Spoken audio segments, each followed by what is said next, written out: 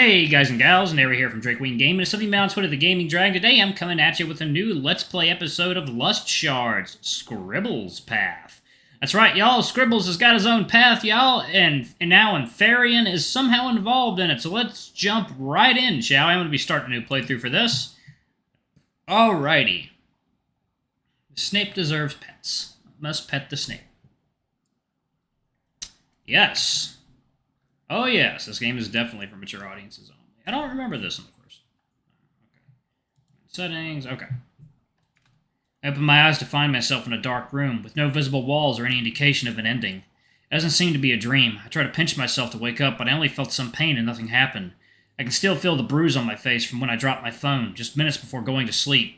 I took it as a sign to end my day. Adjusting my vision to the darkness and looking around, I notice a light in the distance. I was never a religious person, but God, if you're out there, please tell me I'm not dead. What a nice 19th birthday gift.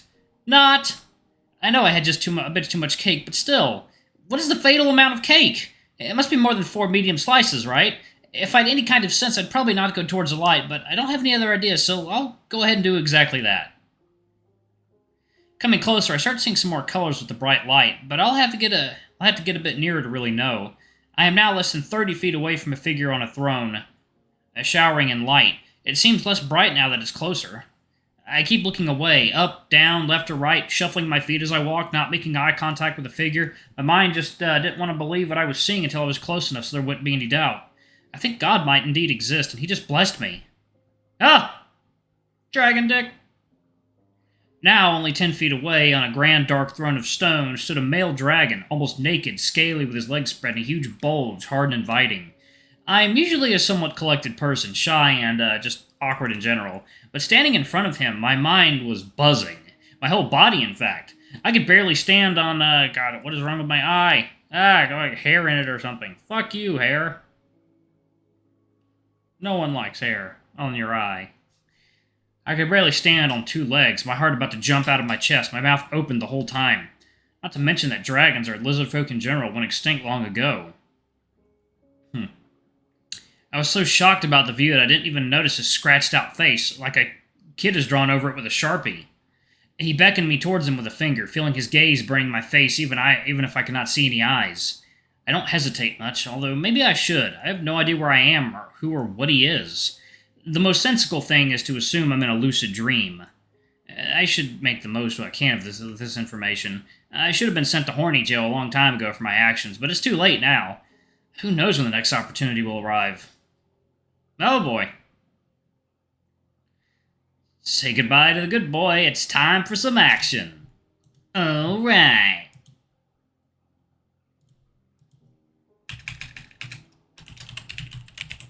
Second, y'all. Nope.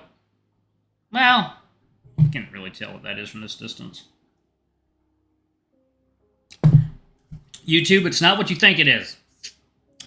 So, simply a very lovely boy nursing a boa constrictor in a warm cloth. The dragon rests his clothed boa constrictor on my shoulder. Such a simple act, but effective in arousing me more. Or better said, craving him to use me. If my ancestors saw me, they'd be disappointed, but I've never felt more like a hentai female protagonist than now. I can feel my pupils turning into hearts. The man, or whatever it is, strokes the back of my head and ears, a plain affectionate gesture that made me desire him so much more. I can feel the grin he has on his face underneath the scribbles. It must be for my immediate obedience. Maybe I should have tried to resist a little, at least a little bit.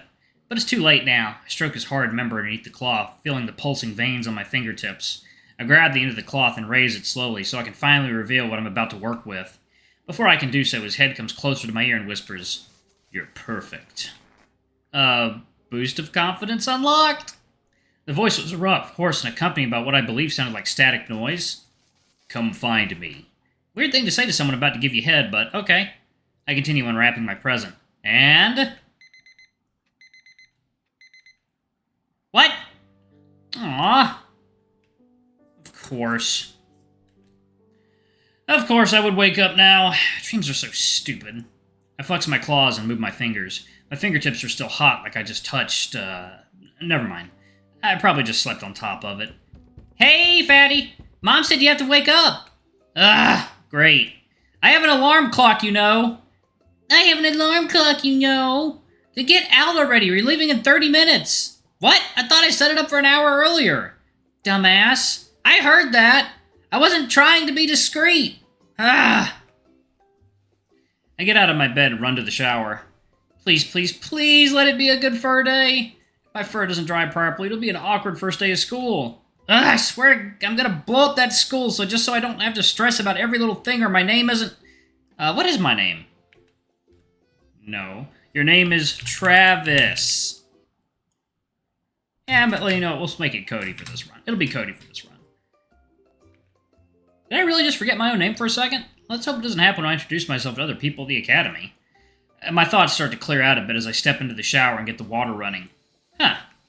I am worrying over my social status. It's laughable considering where I'm going. Laconia Hunters Academy. The absolute best school ever.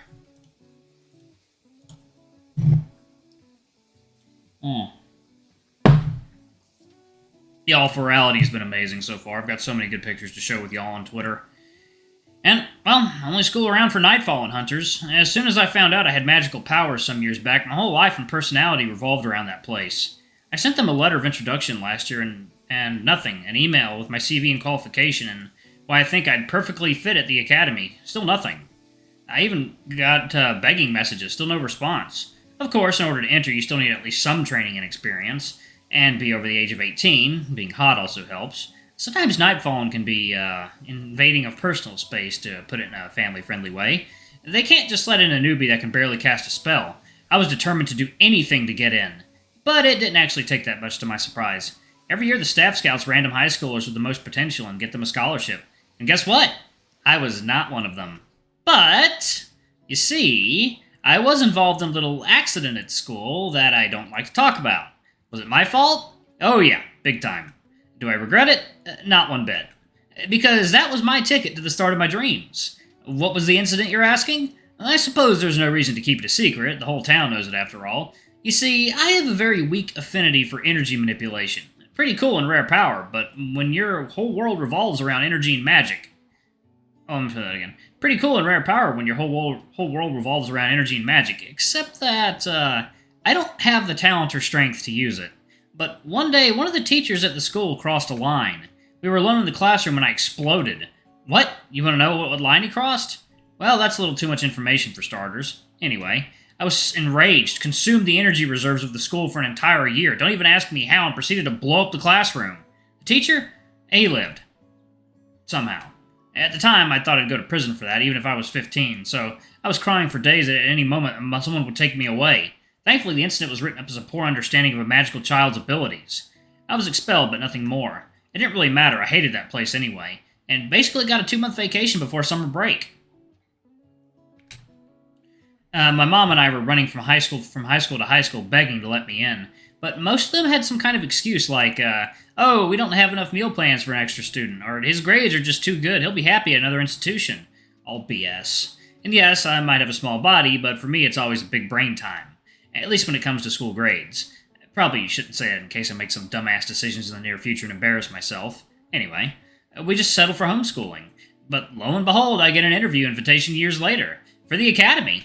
Which was strange because you don't usually need those when entering the academy. But I'm not the one to question the people that might provide my future. Back to the present. I get some Cluster Blue Shell shampoo, the best for soft, silky fur, and it prevents some of the after fluffiness. The only problem is that if I get a drop in my eye, I will feel like 100 bee stings inside my eyeball. A small price to pay for nice fur, I just have to be careful. The stress of waking up late made my morning wood disappear at least. Well, at least one less thing to worry about. Where was I? Oh, yeah, I nailed that interview with my stunningly good looks and vast knowledge. And by that I mean that I played the yes man card, and they were happy enough with my responses.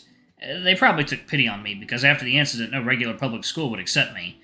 Heh, their loss. My grades are impeccable. That's another factor that played a role in my interview success. A week later I got the schedule, with detailed description of the academy, campus staff, activities, etc. And most importantly, the Shards.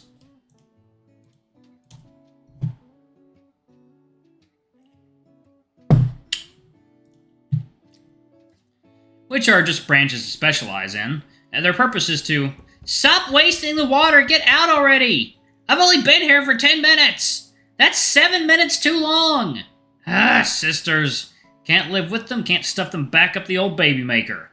The wise words of a wonderful blue-haired woman. I stop the water and start drying myself with a towel as much as possible, so I don't have to use the fur dryer. I go back to my room with the towel around my waist. I take one last wide look at the room that I won't see for a long time. The sun rose a little higher, casting some more natural light for me to bask in. Cutie! I stop in front of my wall mirror with the towel around my waist. I check my fur for moisture. That is almost completely gone already. I'm very satisfied with my looks. I lost weight over the summer, but some unnamed sisters don't seem to realize that. Huh, fatty. Fat is her dumb face. No! No, Cody, she can't make you upset. Not today. I never focused much on putting on more muscle mass. I learned some strength and speed buff spells off the internet. Thankfully, they were very compatible with my skills, so I can use the spells quite effectively. I can now lift as much as a professional bodybuilder as long as I have enough magic in me. I put on some of my best underwear, tight but comfortable. I'm not going to get railed on my first day of school, but hey, nice underwear equals boosted confidence, I always say. I get my uniform, which consists of jeans and a white dress shirt with the Academy's emblem on it, as well as a purple tie. It also had a sweater, but it's too hot outside to wear that, so I packed it in my luggage. They sent it around the same time as my schedule and stuff. Apparently they like to give their students the freedom to choose their own clothes as long as it has some similarities with the Academy, like a visible emblem and stuff like that. I'm not exactly sure what the limits of this freedom really are, so I decided to wear the uniform and nothing more or less. I go downstairs and have breakfast. Usually I have some chocolate cereal, but now it seems like my mom wanted a goodbye feast. I see some leftover cake on the table, too. I might get a little sick. Good morning, honey. Oh, you don't look very well, but I don't blame you. There must be dozens of emotions and thoughts buzzing through your head. Today is your big day, after all. I'm probably even more excited than you are. Or maybe nervous is the better word.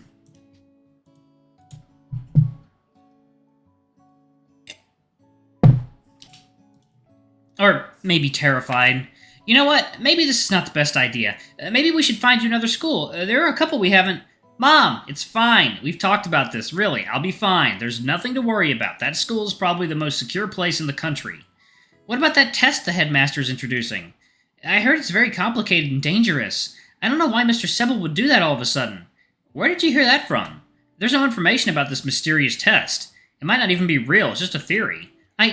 Yes, you're right. Come on, finish your breakfast. I'll drive you. Why do I have to go too? Your brother won't be home for almost 6 months. Show some compassion. But a 6-hour drive just for that?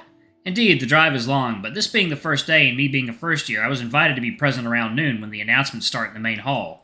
She blushed and looked away, munching on a strawberry. I know deep down in that little cold, wretched heart she loves me. Your fur doesn't look too bad. It's shiny. Thanks. That's the biggest compliment I got from her in months. All right, your luggage is in the trunk. We should get moving if we don't want to be late. Yes, ma'am. It was one of the longest drives of my life, but also the most enjoyable. I won't see these people for a long while, especially because there was no such thing as internet when the whole property is surrounded by anti-everything, basically. Internet, cell phone signal, not even a radio comes through. Well, as far as I understand, you can still communicate with anyone within the barrier like normal on your phone. I mean, every city is protected by a barrier, but not on such a scale. But I made sure to download as much content as I can. Even if I might not make any friends, at least I'll have porn with me to take away the boredom. A magical kingdom far, far away. Well, here we are, after 6 hours of driving, about 20 stops because someone has a weak bladder. You made me this way, Mother. Anyway, wow, that school. It looks fit for royalty. It's huge. I saw images of it before, but it's even better in person. Is this even the right place? It looks more like a city than a school. It is technically a city. There are regular people living there. They need space for the staff and students. You sure did your research. Guess you don't need us anymore. She shakes me. She makes a dramatic dying pose, at which I chuckle. What? You think I won't need someone to tell me random information about geographical locations? I cannot possibly replace you. Ha, you little rascal. Anyway, the path is a little too, bumpy for the car, unfortunately, so this is as far as we can go. Are you sure there are no other paths to take?